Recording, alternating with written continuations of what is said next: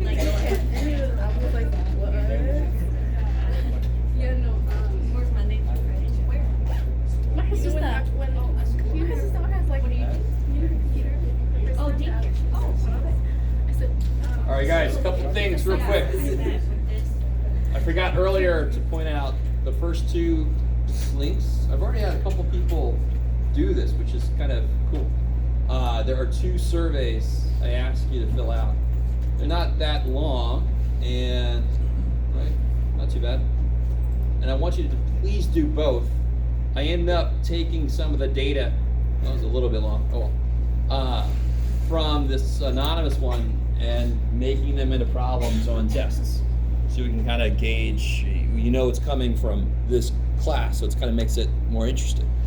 This is my hope. So please do, I'm going to send out a reminder to fill out those surveys for me. It also helps me just see where you're coming from, where are you going to, and majors, stuff like that, just out of curiosity.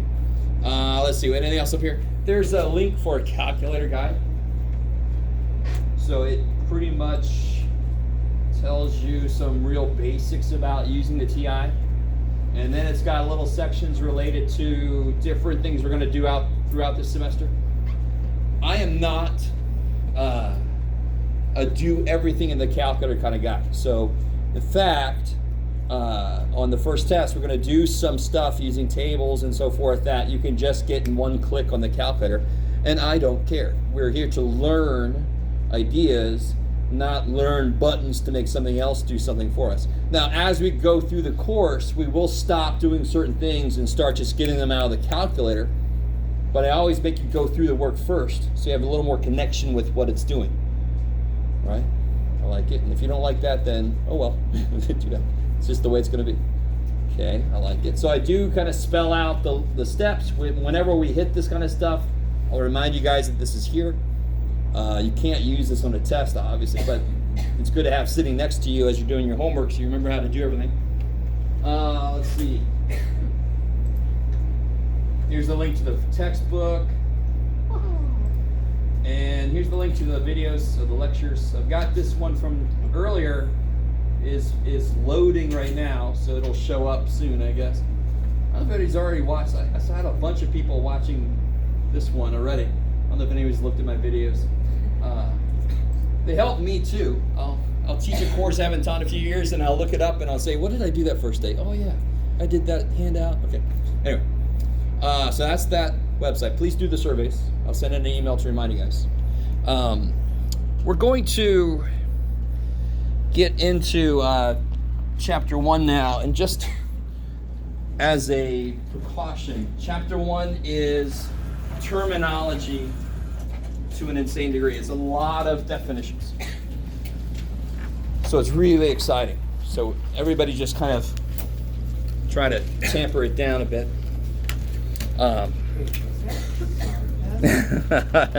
Good thing. A little bit.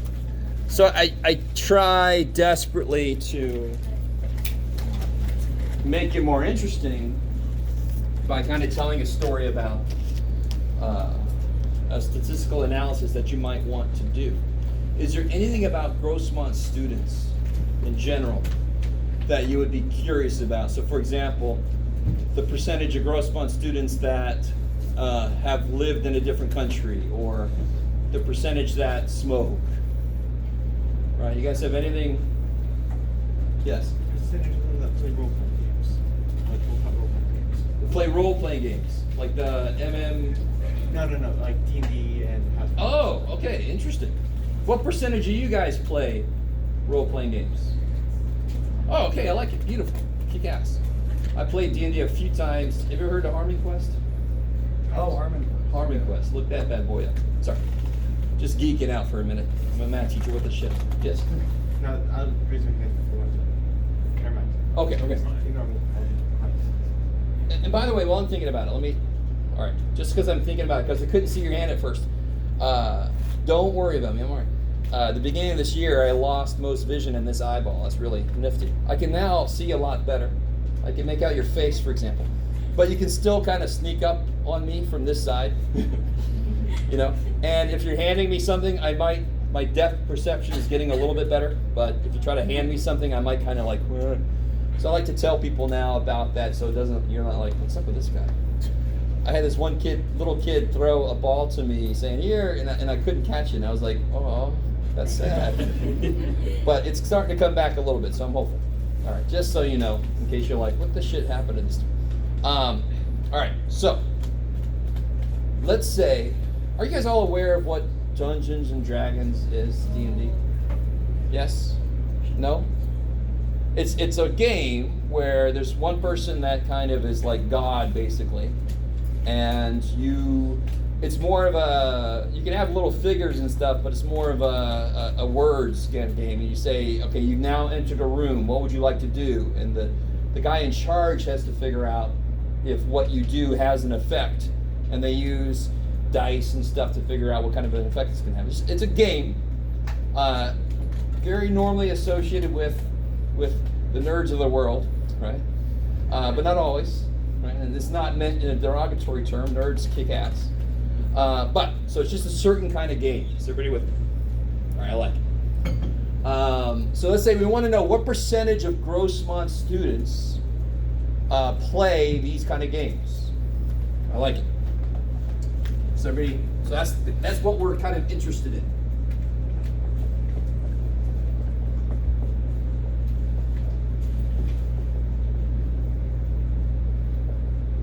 What am I going to call it to make it real quick? RPGs? Yeah, role-playing games. RPG, role-playing game. Yeah, I like it. So, how am I going to get a feel for that? Do any of us have the time? Does anybody know how many people go to Grossmont College? It's pushing like 20,000. It used to be over 20,000, now we're at like 19,000 something. Do you have the time or the desire to talk to 19,000 people? If anybody goes, yeah, all right, calm down. Overly enthusiastic extrovert there. Yeah, give it to me. So what do we normally do in statistics? I have a group of people that I want to say something about. What is that group in this case, of course? All Grossmont students.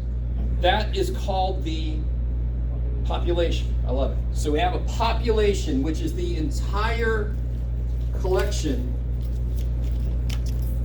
of things or people that I want to say something about.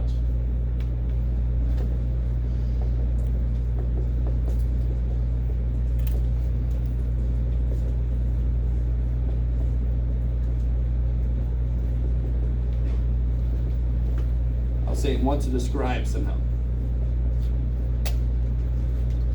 By the way, this is a good writing day for me so far, so I apologize. Is everybody with me so far? You guys have all heard the word population in various ways, and statistics, it's a kind of a very specific kind of thing. We don't want to work with these people because there's too many of them. Not because they're assholes, some of them are, but there's too many of them. So what do we do in statistics? We take a sample. So what is a sample?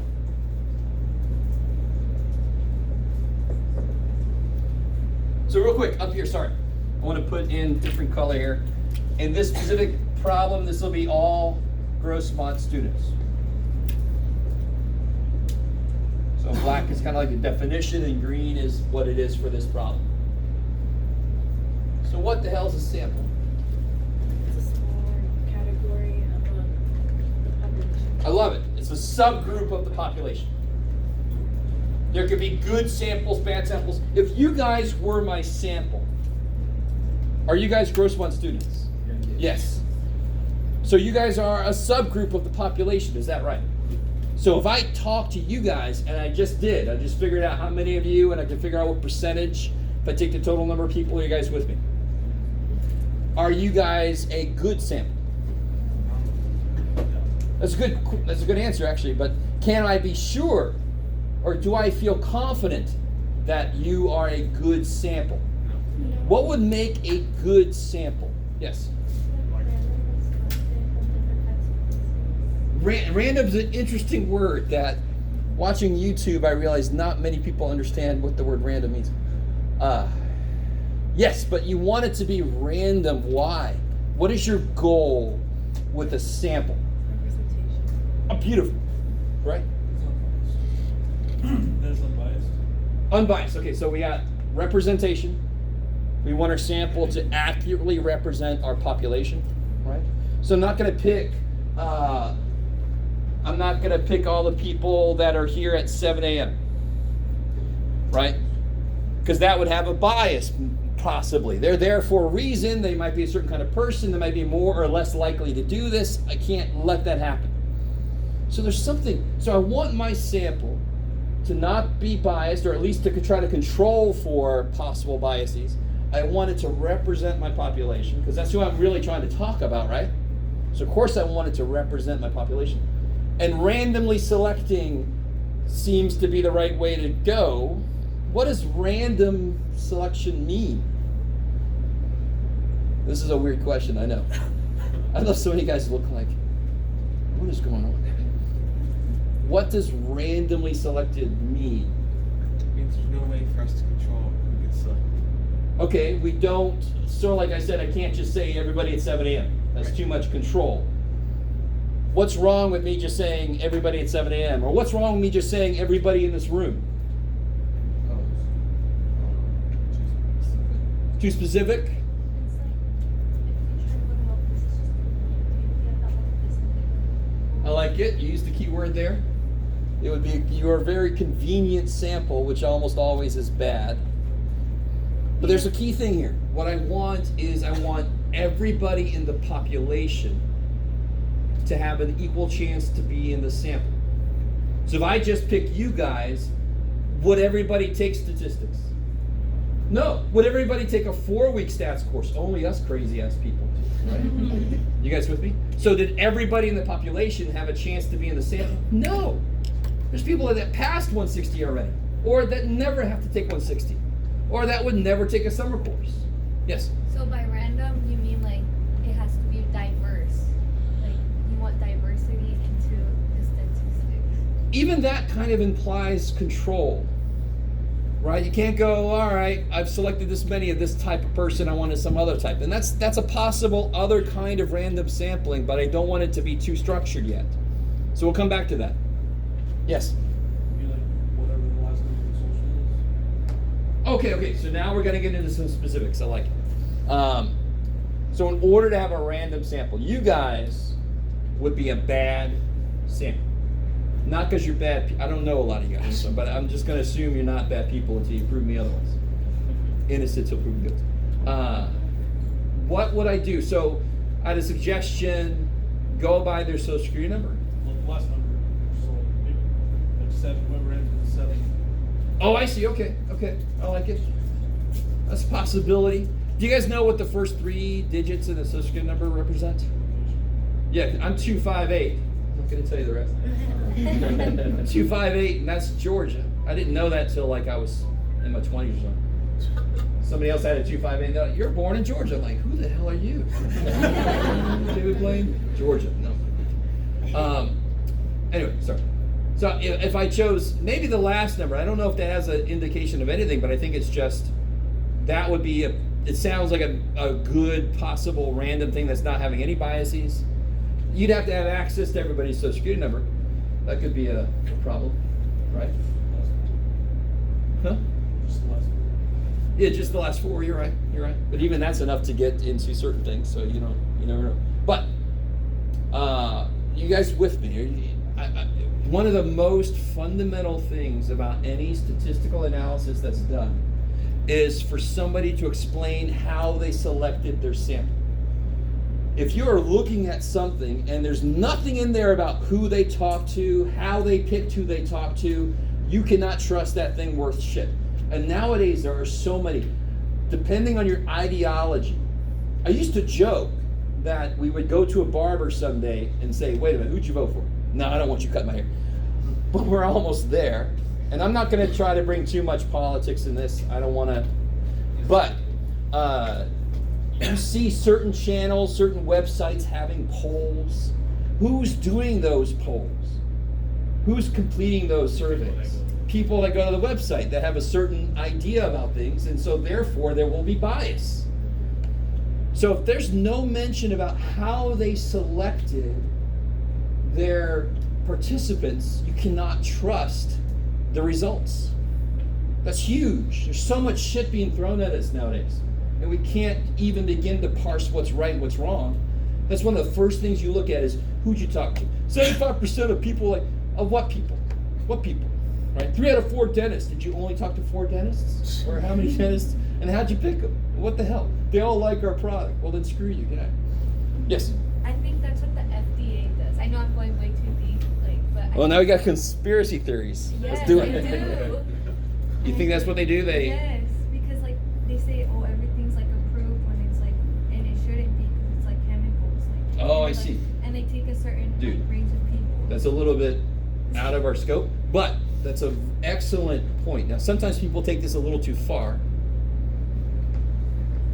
Anti-vaxxers, but this not believing certain things. But you're completely right. You have to be skeptical and you have to ask for certain things. So one thing I want you to learn throughout this class is what things do you need to look for to know you can trust the results of some statistical analysis, right? I like it. That's the most basic thing I want you to get from you because there's so much that statistics being thrown at us every freaking day. It's insane. The FDA thing, I don't know. To look into that. Yeah, there's a lot of conspiracy theories about the FDA. So, where am I at? Let me come back to it. So sample is really a sample by itself. Could be bad, could be good. It's just a subgroup of the population. That's all it is. So if we wanted to be random though,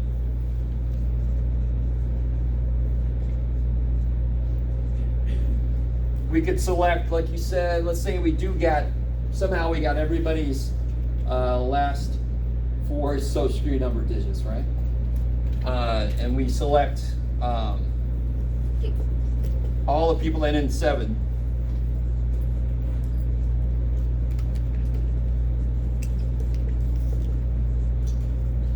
Perhaps just their Grossman ID last numbers. Yeah, even the Grossman ID. That might be a little bit easier too. Some ID. I like it. Some number that identifies the person. You good? I like when you guys stretch. It's confusing for me. I'm sorry, that's sort of like a sub-definition of, so a sample doesn't have to be good. If I want to have people trust my results, I have to try to make it a random sample. So a random sample is everyone in the population has an equal chance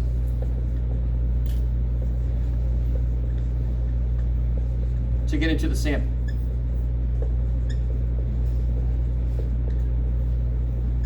Whew. Okay. That's the definition of random. Random sample is everyone in the population, or everything, right? Depends on what our population is. Could be snails, it could be whatever. Has an equal chance to get into the sample. Otherwise, it's not representative. That makes sense. It ties in with the idea of representative. How could it be representative if I ignore everybody that doesn't have a phone, right? So any sample that's conducted purely by phone, there's an inherent bias. You're eliminating the opinions of people that don't have a phone, and there are people that do not have phones. Yes? So is a random sample and representative sample the same thing then? Representative sample could mean other things. Oh. Yeah. A random sample does have this idea of representation. Okay. Yes. I like it. Can a random sample be biased in a sense? Because sometimes you can't control. So it could turn out that you guys are a good sample. Can I have confidence that you are? No, because I've done nothing to try to make sure that I've represented the population. But I could do everything I can think of. I could pick random numbers out of a hat and stuff, and still my sample ends up being bad. That's why statistics, here's why people hate statistics. It almost always has, at the end, a give or take 4%, or we're 95% confident that this. But that's exactly why I love statistics. It's the most honest math. It's like, I don't know. It looks like this. So people are like, sometimes like my little brother, they're like, why even use that shit? And then I'm like, well, it tells us what to do in the long run to have things come out better, right? Maybe. All right. Okay, so we got who we want to say something about. We got who we're going to actually work with. Now, what is it? I'm going to erase some of this, I think. Everybody got this stuff here? You can read it. I like it.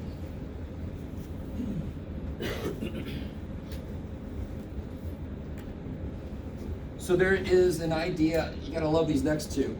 There's something called a parameter, something called a statistic, believe it or not. Do you see the first letters in those words? Parameter and statistic? You're like, yeah, and I see the second letters. Parameter is a numerical description of a population.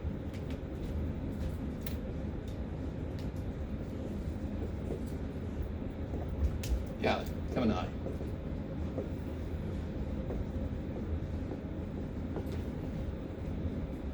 Come a little you. What the hell? Population, right? You gotta love that shit. If it's describing a population, it is a parameter. Population, parameter. Statistic describes a sample. Statistic, sample. Oh my God, you gotta love that shit. Doesn't happen often enough in math. Let me see. Numerical description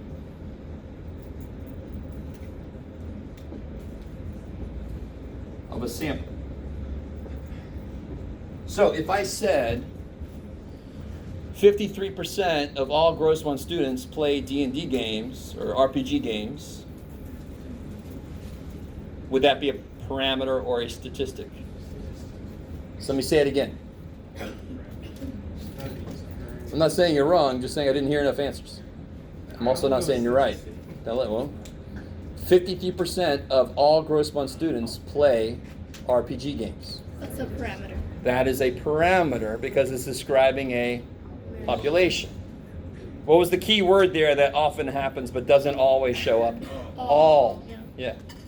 So for you, if I'm saying what is the population, make sure the damn word all shows up in your answer.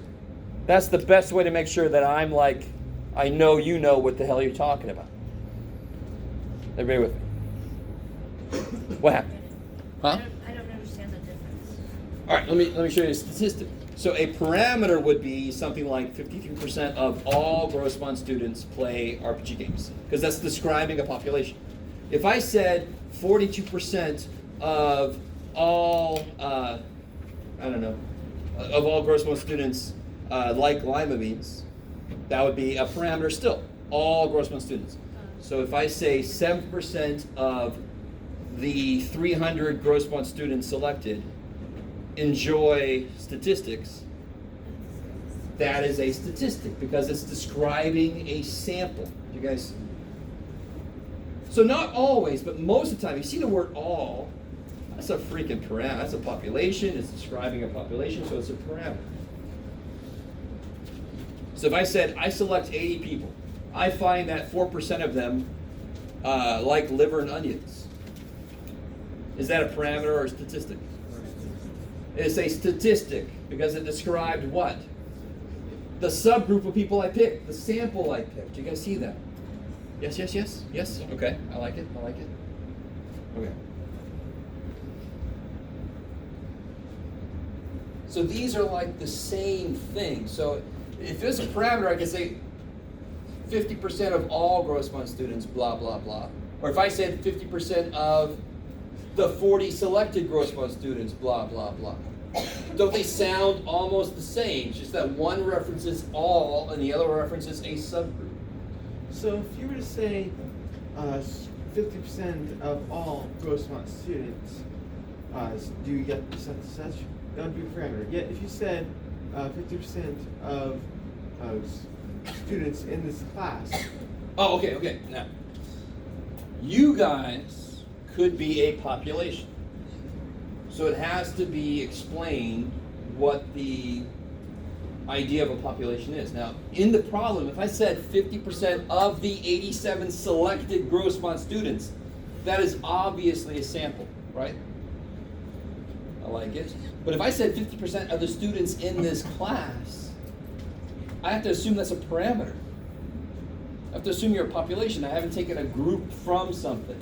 Does that make sense? Yeah. You okay? Okay. That makes sense. Thank you. If you're to give a result to like a study, that result, would it be a statistic? Because the That study is- itself would be.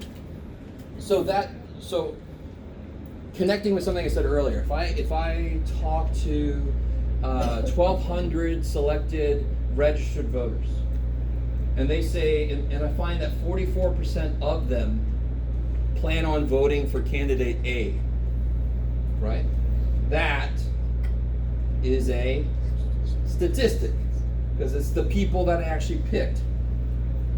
The minute I put plus or minus 4%, that is me trying to infer something about the parameter.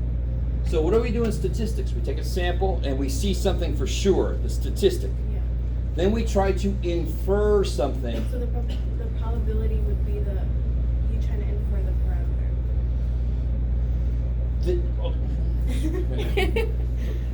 A lot of this is going to come up later, but we can say, all right, I want to be 90% confident that this interval has the real mean in it or something. That's going to be later, right? And that's sort of like coming up with the plus or minus 4% makes a interval. But that's in our future. Yeah. Some of the questions are with online students. Like if an example, do you specify any Oh, I see.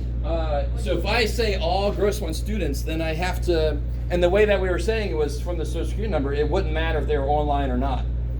We would get in touch with them if we picked their social security number. So if I said, well then I'm gonna pick 3 people from every classroom at certain times of the day, your point is you're forgetting about the online students, which is a valid point, it's beautiful. So that would be biased towards the opinions of students who are physically on campus. I like it. They call online, opposite of that is called on ground. I love that, on ground as opposed to floating in the air. I don't know. Is that cool? Is that all right? Okay. Let's see. No, I forgot where I was.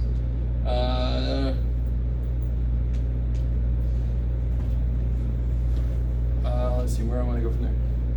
So these are the 2 things we try to say something about. We're trying to describe a population, but the most we can get a hold of is the statistic. There are methods to infer something about an entire population, right? And sometimes that's misapplied. Any of you guys were alive in 2000? A few guys?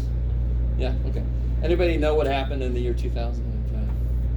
The hanging chads and the beautiful waiting for the Supreme Court to say something for the election, right? Because they called Florida for a certain person, and it turns out it went to a different person. So they called Florida before all the votes had been counted. So why the shit would they do something like that? Because statistically it would be highly improbable at the point where they called it for the other person to catch up. And it turned out that they did. And you can have opinions about why that was, but anyway, it's already set in stone in history. So sometimes it's misapplied, for sure. And that's one reason why people dislike statistics, is because people can misapply it on purpose, right? Either they do it accidentally, which is okay, you just go back and correct your mistake, or they do it on purpose, because they know not enough people understand it and they can sway opinions with this horrible analysis. All right, let me see. Is everybody with me so far in this? And again, I'm going to apologize several times. Chapter 1 is just a ton of definitions. It's just the way it is. Let me see. Oh, good. Let's do, I want to keep it straight. Beautiful. Let's talk about these 2 things right now. Let's talk about data. Because that would be the next thing. In fact, let me do this. Sorry. Talk about variable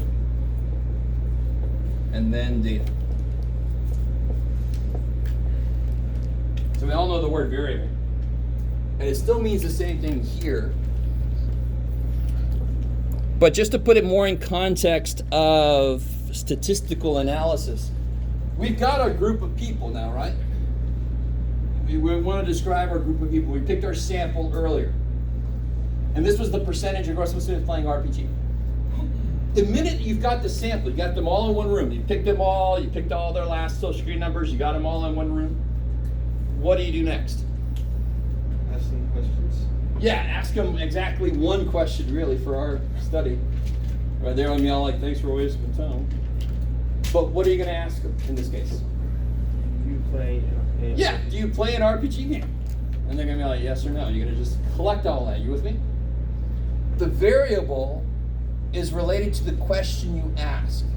It's the thing that can have multiple outcomes. So, of course, a question, if I ask each of you how old you are, only a few of you will have the same answer, right? So there's going to be a variable answer there.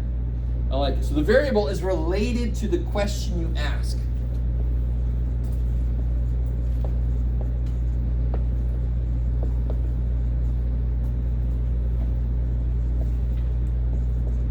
So in this case specifically, the variable would be playing RPGs. Gather. Yes or no?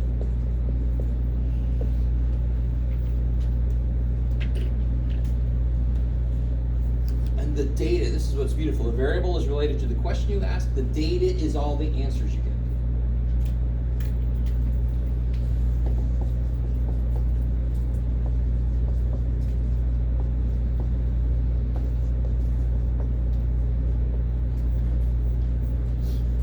Like it. Yeah. So let's say I get, let's make up some data. Let's say I get, I don't remember if we had a hard number on it. Let's say I get 81 students say yes, and 309 say no. So what is the statistic related to what we want to know? So from our sample, we see this. This is the data that we get. 81 yeses, 309 no's. What is the statistic then? What are we trying to get at? What percentage of gross month students play RPG? So can anyone tell me, now this is where you gotta be a little careful. Can somebody tell me how do you get the percentage that I want here? So you take how many suggest by the total number. Yeah, what's the total? 8 plus 4 39. You're just being hopeful I was gonna be nice.